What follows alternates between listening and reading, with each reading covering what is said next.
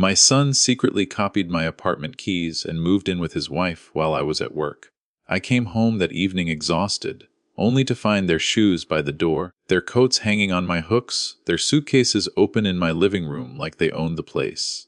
My son looked up from the couch and said, "Mom, we needed somewhere to stay. Don't make a big deal out of it. Don't make a big deal out of it." As if my privacy meant nothing. As if my home, the one thing I had managed to rebuild after years of scraping by, belonged to him the moment he decided he wanted it.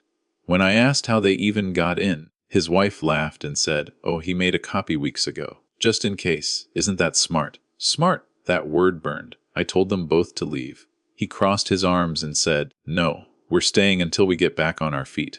"You're being selfish." Something inside me snapped so quietly I almost didn't notice. I just walked into my bedroom, shut the door, and made my plan in silence. The next morning, I left for work as normal. They didn't know I'd taken the day off. I went straight to the building manager, reported an unauthorized entry, and paid to have all the locks changed: front door, balcony door, storage unit, everything. Then I asked the manager to note in the system that only I was authorized to approve replacements. No exceptions. By noon, my son called me furious. "Why can't we get in?" "What did you do?" I answered calmly. "You said you were staying until you got back on your feet. I'm giving you the chance to do that." "You're kicking us out." "You broke into my home," I said. "You violated my trust. Actions have consequences."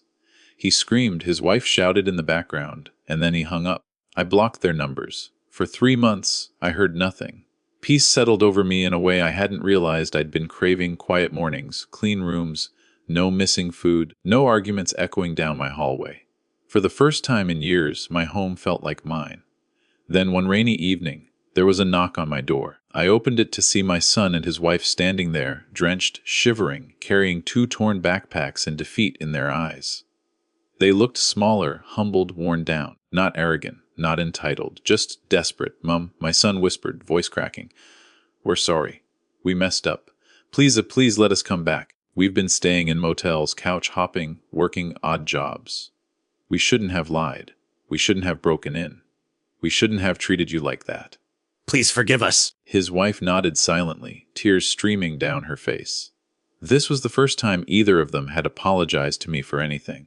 I stepped aside and let them in, but not because I owed them anything.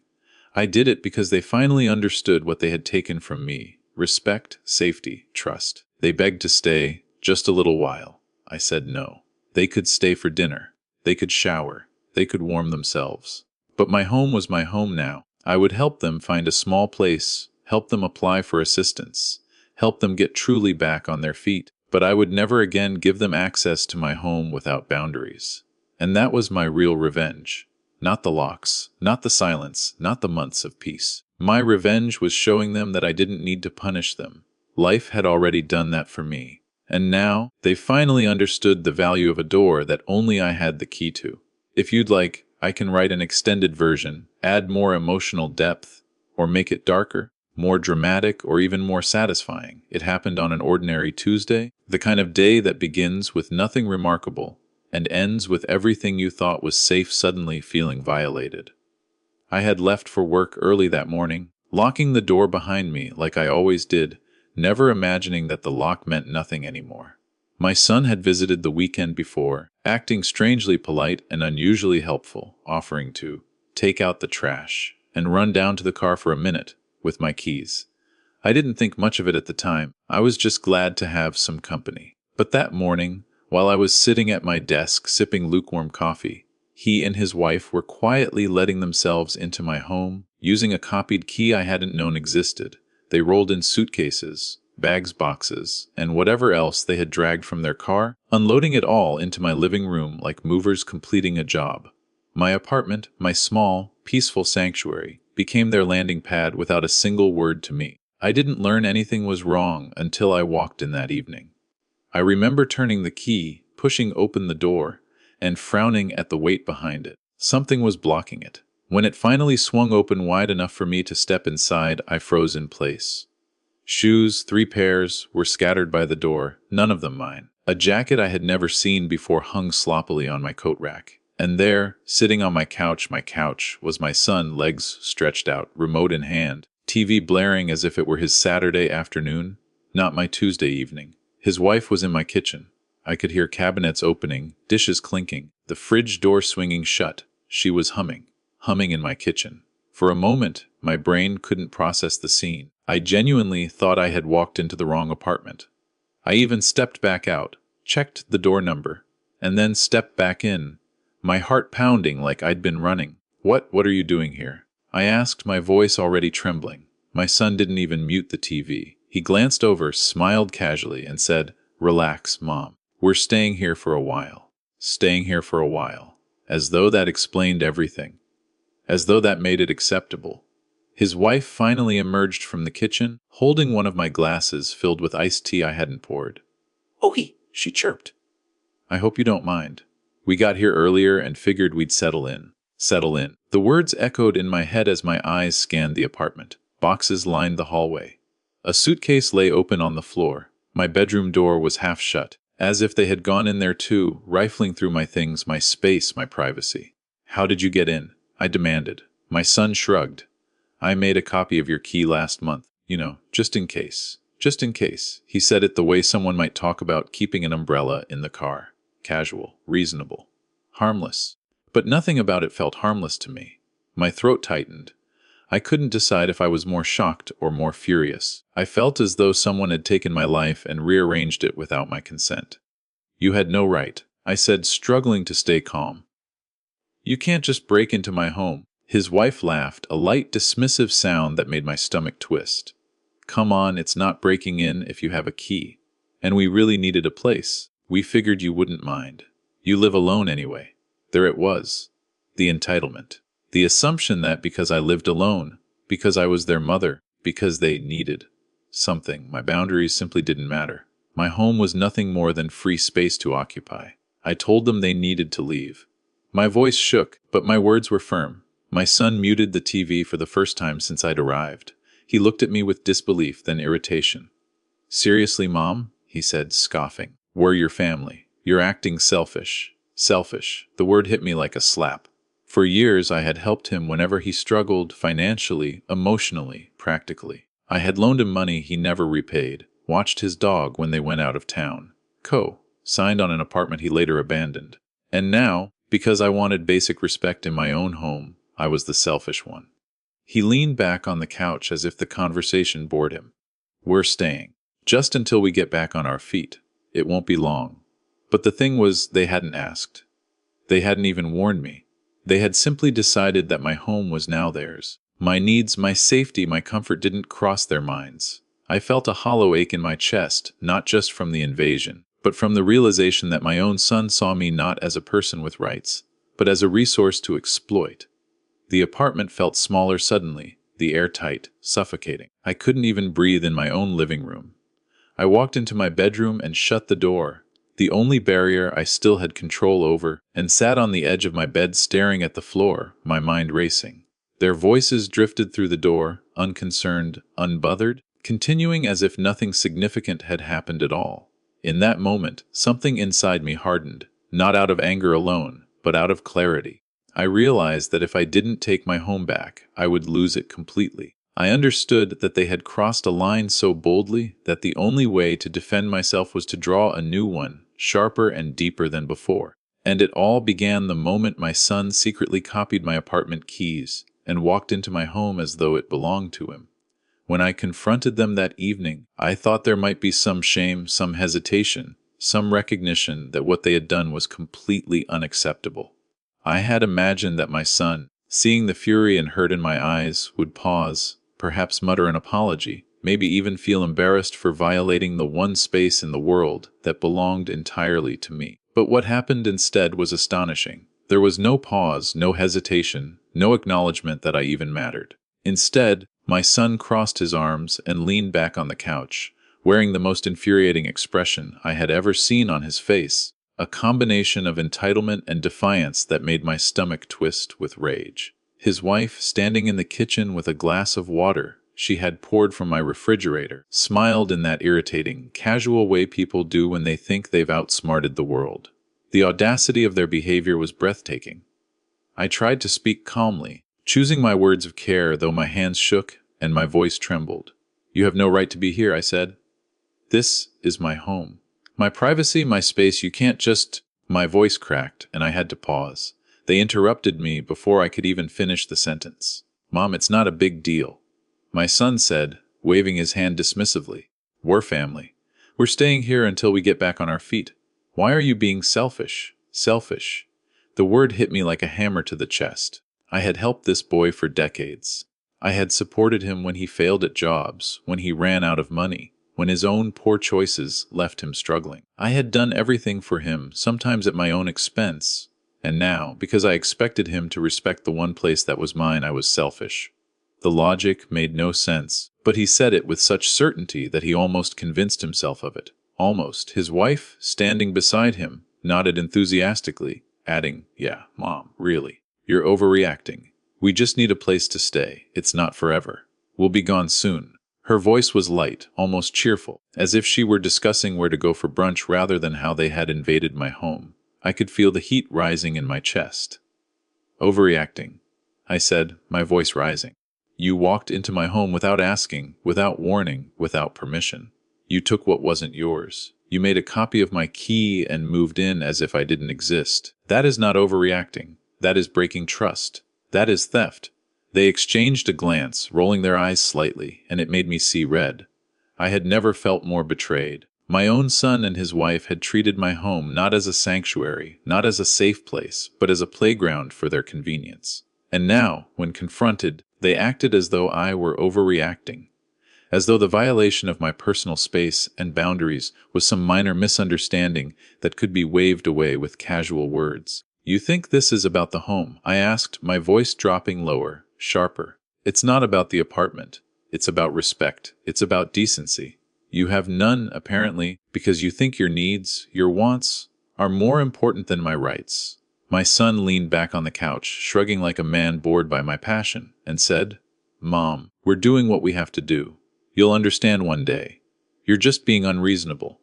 I stared at him, trying to find the boy I knew, the one I had raised, the one who used to come to me for advice and comfort, the one who used to listen when I spoke. But the boy sitting there had vanished, replaced by someone arrogant, entitled, and blind to the consequences of his actions. His wife, meanwhile, had begun rearranging my coffee table, straightening items I had left perfectly where I wanted them. It was deliberate, I realized, a subtle way to assert dominance over a space they had no right to occupy. I felt the walls closing in. Every sound they made, every casual movement, every laugh grated against me. I wanted to scream, I wanted to throw something.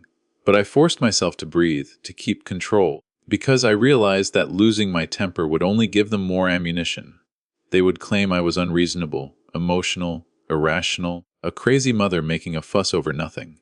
But this wasn't nothing. This was a total violation of everything I held sacred. "You're not staying," I said firmly. "Not here. Not now. Not ever while you think you can treat my home this way." My son tilted his head, disbelief clear in his expression.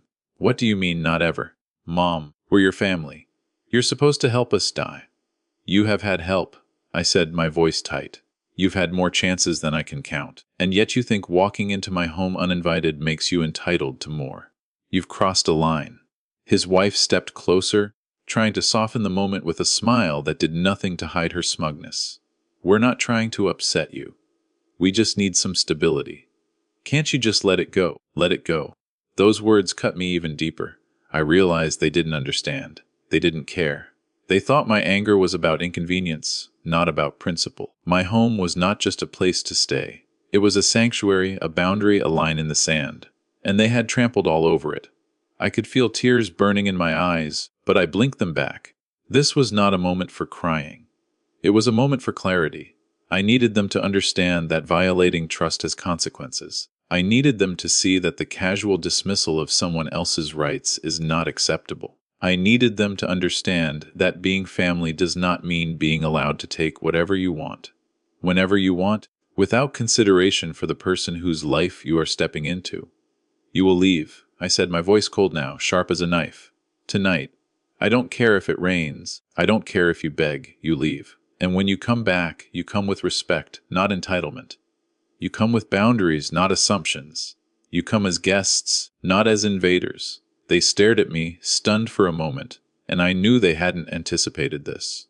They had thought I would roll over, that I would accept their presence because of our familial ties. But they were wrong, completely, utterly wrong. And in that moment, I realized that their dismissal, their arrogance, their insistence that I was selfish, was not just an insult.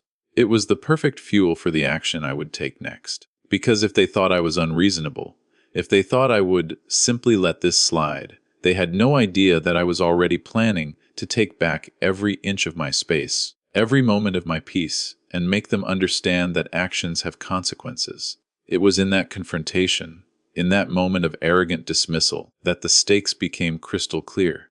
They were not just in my home, they were challenging me, testing my patience, my boundaries, my authority. And I would show them, in the most undeniable way possible, that they could not trample over me without repercussions. Their words, their laughter, their casual defiance, they would all be remembered, all recorded, all used in the story of how they learned the hard way that respect is not optional.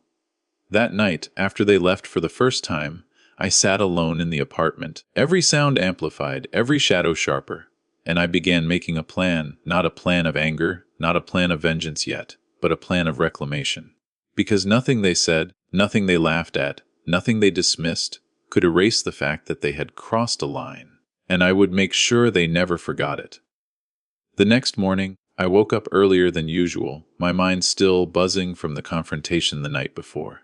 I didn't feel anger anymore, not the immediate, sharp kind that makes you shout or cry, but a cold, focused determination. I realized that the only way to reclaim my home, my peace, and my sense of control was to take decisive action.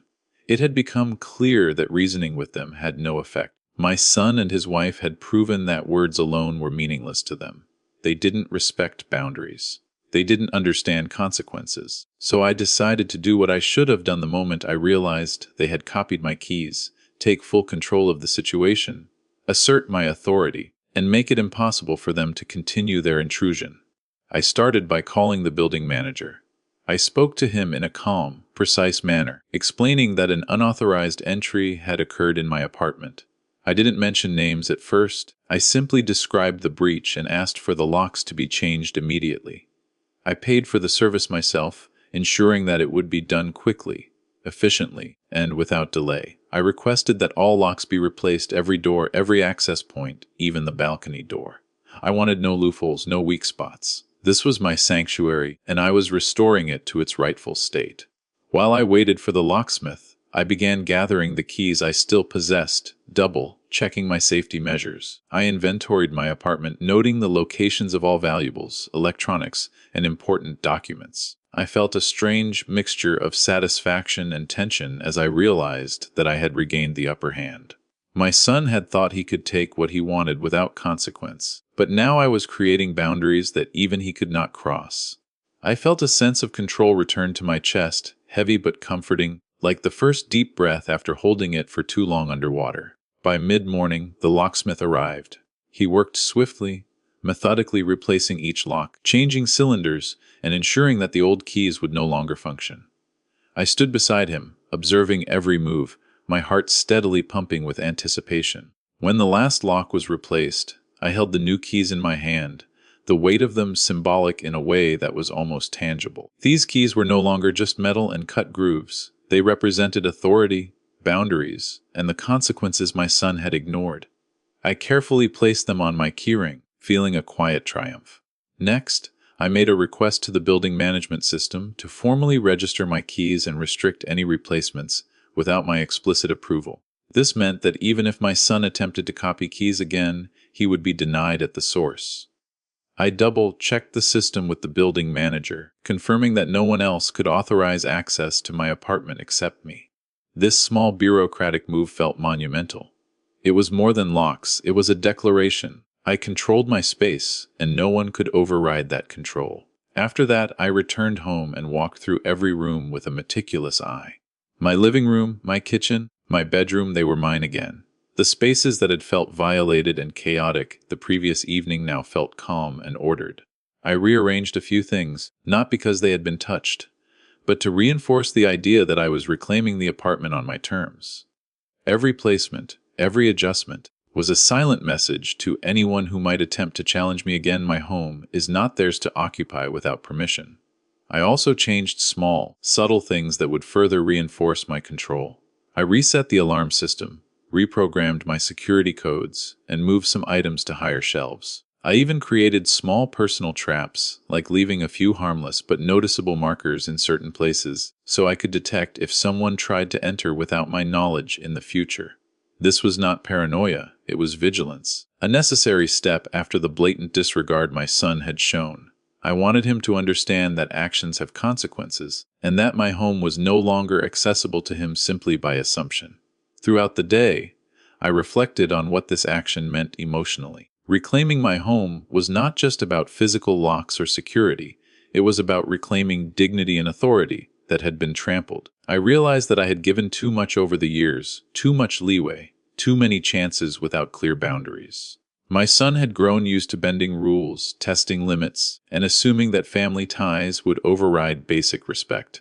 By asserting control in this way, I was teaching a lesson that words alone could not convey. This was the first step in showing him and his wife that intrusion, entitlement, and disrespect have tangible consequences. When evening arrived, I sat quietly in my living room, the apartment finally feeling like a sanctuary again. There was still an echo of the previous day's tension in the air, but it was muted now. I allowed myself a sense of satisfaction, not revenge in the cruel sense, but a calm acknowledgement that I had acted decisively and wisely. I had reclaimed my home, restored my peace, and reasserted the rules that everyone, including my own son, needed to follow. That night, I imagined how they would react when they realized they could no longer enter at will. I envisioned the frustration, the inconvenience, and perhaps even the humility they would feel when confronted with consequences. I did not gloat, I simply understood that the situation had shifted. The balance of power was no longer theirs. They had assumed entitlement, and I had restored equilibrium. By the end of that day, I knew I had taken a critical step in a longer plan. Reclaiming my home through locks, codes, and bureaucracy was not the end, it was the foundation. From this point forward, any further transgressions would be met with consequences they could not avoid or ignore. My son had overstepped, and now, for the first time, he would understand that actions without respect and permission carry weight.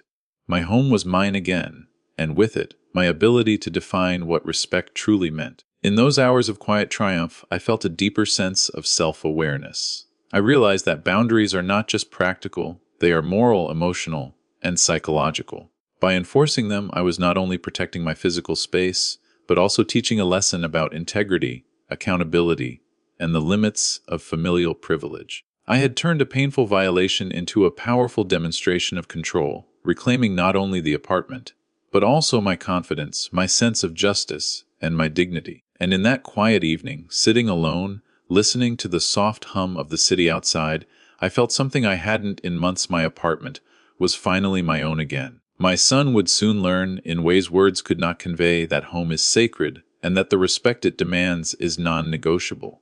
The locks had changed, the keys were new, and the rules were clear. I had won the first round not with anger, but with calculated, unwavering determination. And that victory was mine to savor, as complete and satisfying as the restored quiet that now enveloped my home.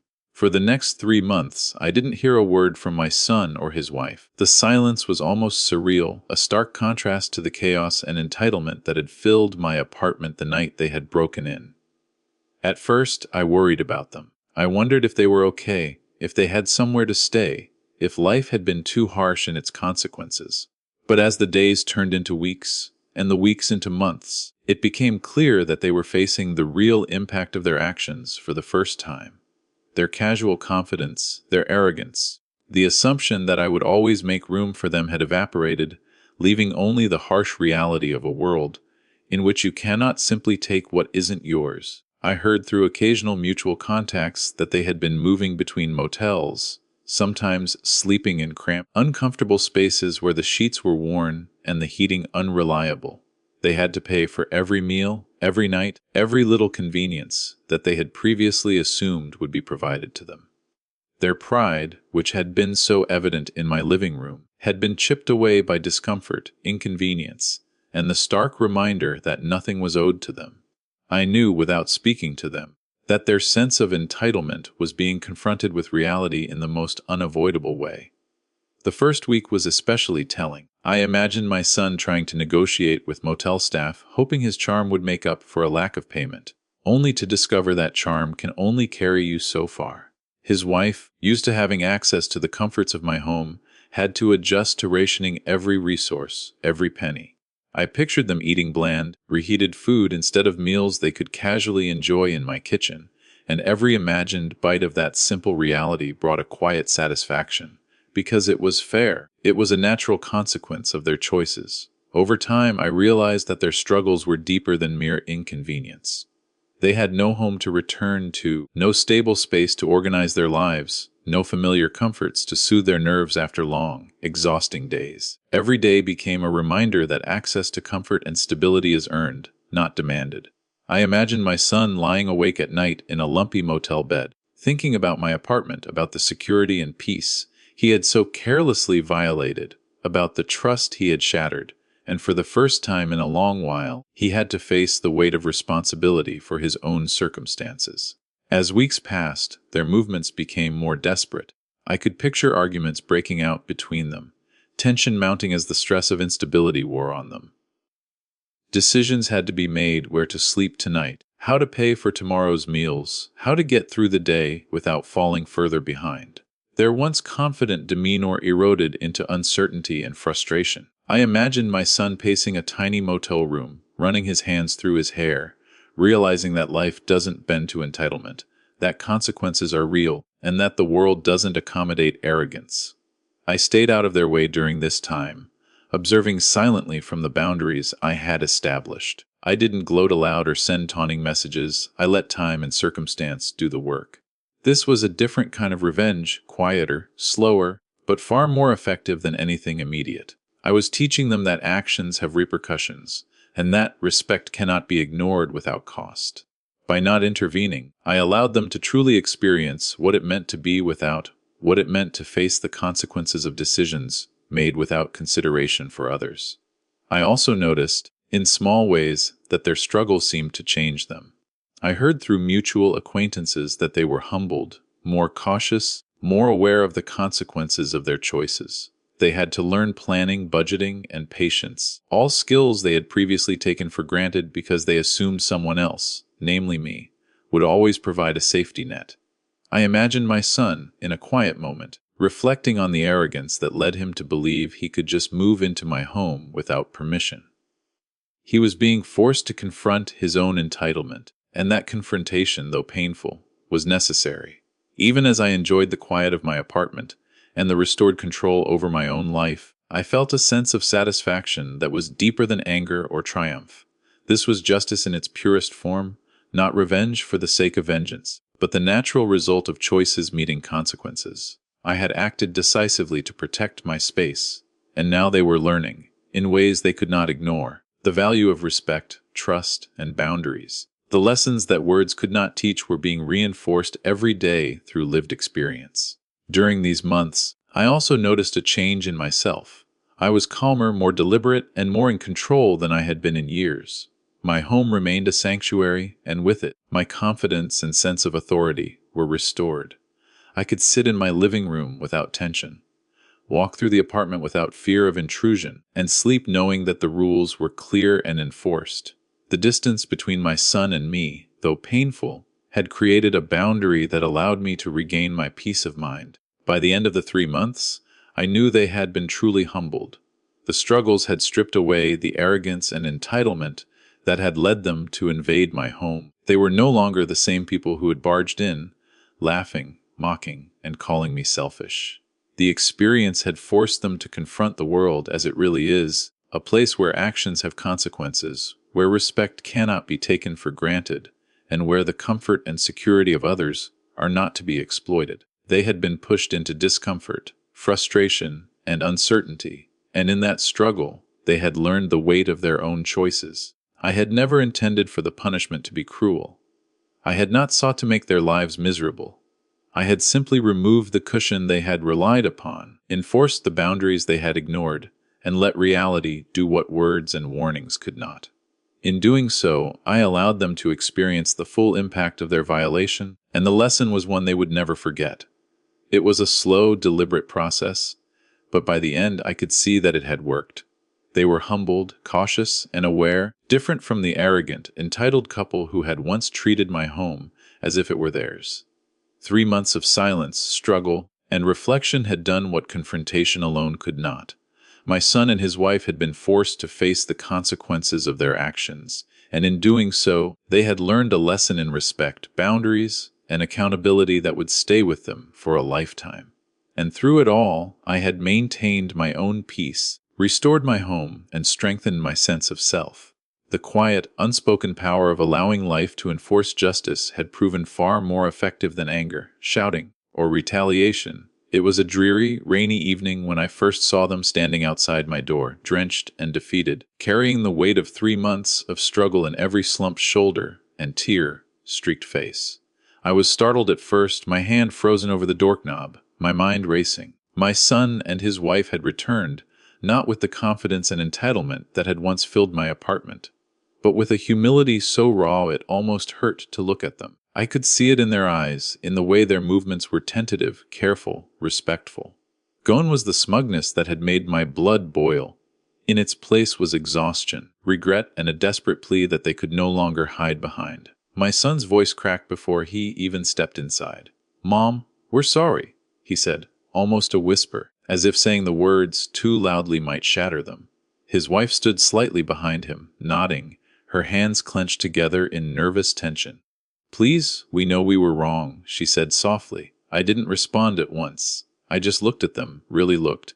And for the first time in months, I saw the full impact of the 3 months they had spent outside, learning what it truly meant to be without, to face the consequences of actions taken without consideration. They had been humbled in a way that I could not have forced them to understand, and yet the sight of them now, standing at my threshold, begging, brought a complicated mix of emotions.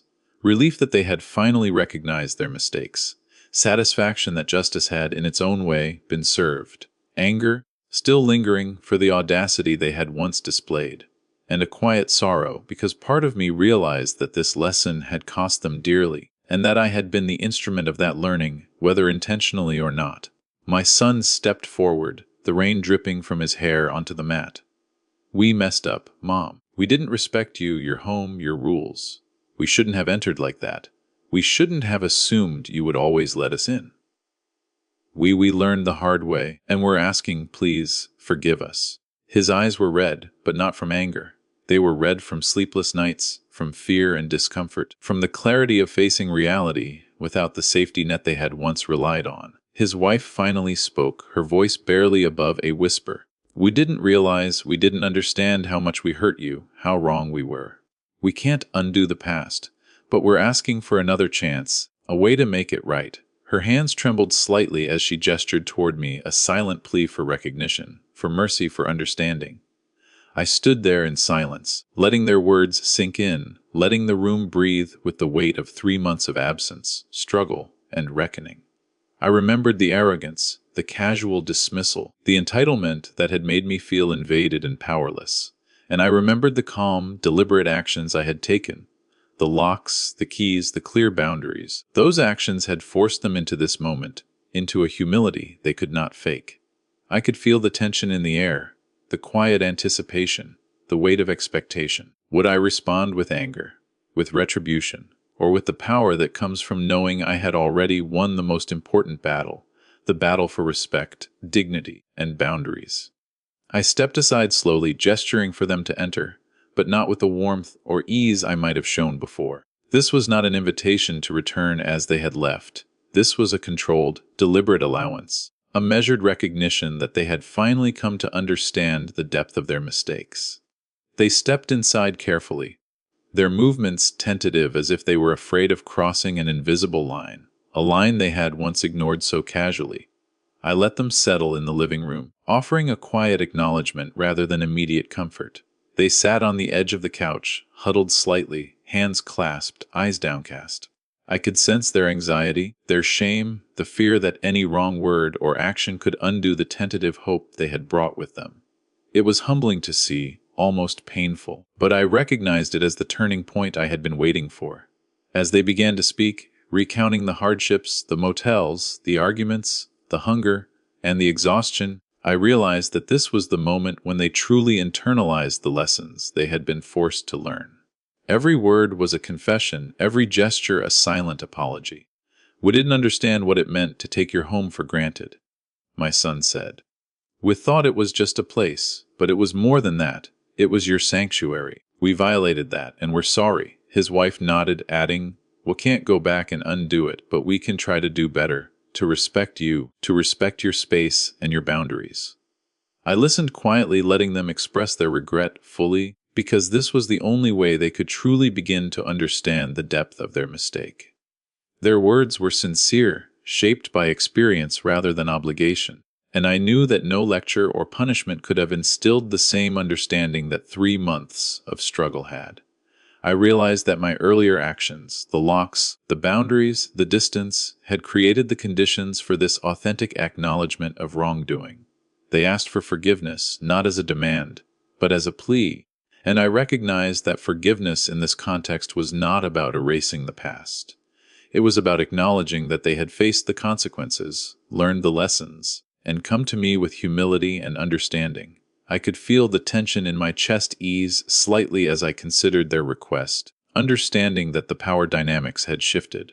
I no longer needed to assert dominance through confrontation. Their experiences had done that for me. I spoke to them calmly, deliberately, making sure my words carried the weight of the lessons they had learned. I explained that forgiveness was not automatic, that trust must be rebuilt, and that boundaries must be respected moving forward.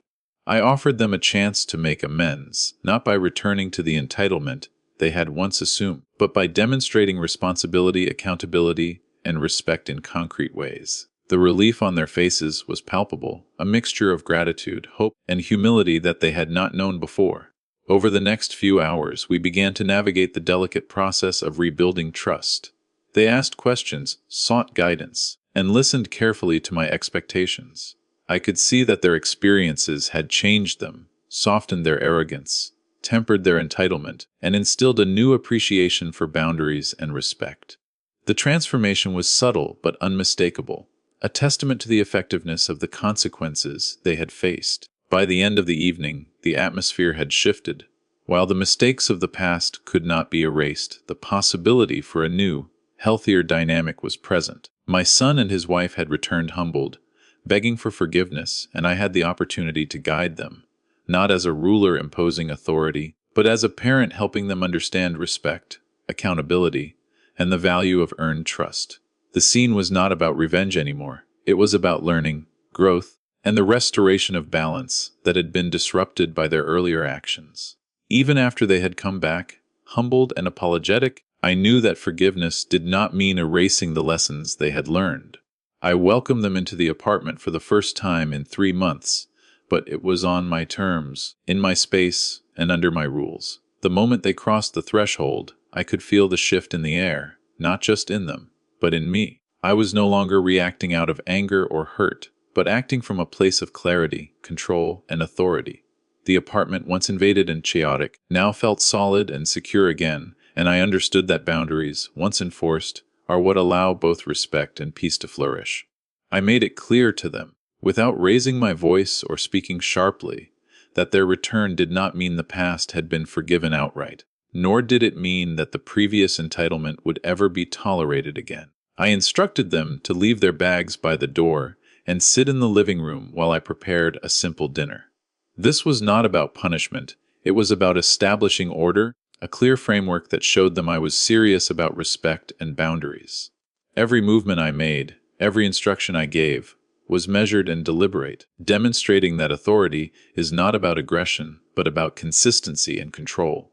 I could see their anxiety, the careful way they followed my instructions, the subtle glances they exchanged, each realizing that this was no longer a space they could take for granted. It was humbling for them in a way that was deeper than words could convey. As we sat down to eat, the atmosphere was tense but respectful. I did not indulge them with comfort or convenience beyond what was reasonable. They ate what I had prepared, and I watched closely, noting the care with which they handled their meals, the polite conversation, the attentiveness to my presence. These were small, seemingly trivial actions, but they were the first signs of understanding that respect is earned, not assumed. The arrogance they had carried so casually into my apartment 3 months prior had been replaced by a quiet acknowledgement of accountability. I could sense the weight of their realization. Every day without my home, every uncomfortable night, every argument born from struggle had left a mark that would not soon fade. I spoke to them calmly, explaining what true forgiveness meant.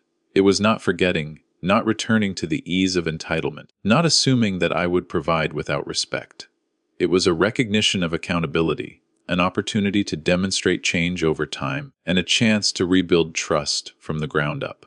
I told them that I would allow them access to certain parts of the apartment, that they could stay temporarily, but only as guests under strict guidelines. There would be no casual assumption of rights, no taking for granted what was mine, no repeating the mistakes that had led to their exclusion in the first place. They listened attentively, nodding, absorbing every word, understanding that the framework I set was not punitive. It was protective for them as much as for me. Over the following days and weeks, I maintained this careful balance. I allowed them to be present, to regain comfort, but only under conditions that reinforced responsibility and respect. They helped with chores, asked permission before accessing areas, and approached my space with caution and deference. It was a delicate dance, rebuilding not only trust, but also their understanding of boundaries. Every interaction was a lesson, every correction a reinforcement of the principles they had ignored. I could see the transformation taking place. In real time, they were learning humility, patience, and the value of clear communication. The arrogance that had once seemed permanent was now tempered, replaced with a growing sense of awareness. I also observed my own response throughout this period, recognizing that forgiveness is as much for the one giving it as it is for the one receiving it. I felt a sense of empowerment, of regained control, of clarity in my decisions. I was no longer reacting to their intrusion with anger or fear. I was engaging with them from a position of authority and calm. By maintaining boundaries and enforcing respect, I created a dynamic where growth was possible. Forgiveness was not passive, it was active, deliberate, and measured, ensuring that the lessons they had learned were cemented in their behavior and mindset. One evening, after a few weeks of careful reintegration, my son spoke quietly, almost shyly. "Mom, I understand now. We didn't realize how much we took for granted. We won't make the same mistakes. Thank you for giving us this chance, and for showing us what respect really means." His wife nodded, tears glistening in her eyes, adding, "We'll follow your rules, respect your space, and try to rebuild trust. We know we have a lot to make up for." Hearing this, I felt a quiet sense of satisfaction that was far deeper than anger or triumph. This was not about punishment anymore, it was about growth, accountability, and mutual understanding. They had learned what they needed to learn, and I had guided them through it with firmness and clarity. As time went on, the apartment returned to its peaceful state. I allowed them to participate in family meals, but not as entitled occupants. They were guests who had learned to respect boundaries. They began contributing, helping with groceries, cleaning up after themselves, and considering my needs alongside their own. This gradual reintroduction of responsibility reinforced the lessons I had worked to instill, showing them that respect is earned through actions, not assumed through bloodline. Each day they demonstrated care, attentiveness, and consideration. The tension in the apartment eased, replaced by a sense of mutual understanding. The final piece of this lesson, and the most important part of my revenge, was that I did not need to exert anger or dominance to enforce it. The true power lay in the combination of firm boundaries, natural consequences, and deliberate forgiveness. My son and his wife had been humbled, their entitlement stripped away, their perspective forever altered. By allowing them back under strict conditions, I ensured that the past could not repeat itself, that respect would be maintained, and that our relationship could move forward in a healthier, more balanced way. In the end, the lesson was clear: boundaries are not arbitrary, they protect peace, dignity, and trust. Forgiveness does not mean erasing the past, it means recognizing growth and ensuring accountability. My home remained mine, my authority intact, and my peace restored. And my son and his wife, having begged for forgiveness and accepted the rules, finally understood the value of respect, the weight of their actions, and the importance of boundaries in every relationship. The apartment was no longer just a place, it was a symbol of what is earned, not assumed, and of the power that comes from measured, deliberate, and wise actions.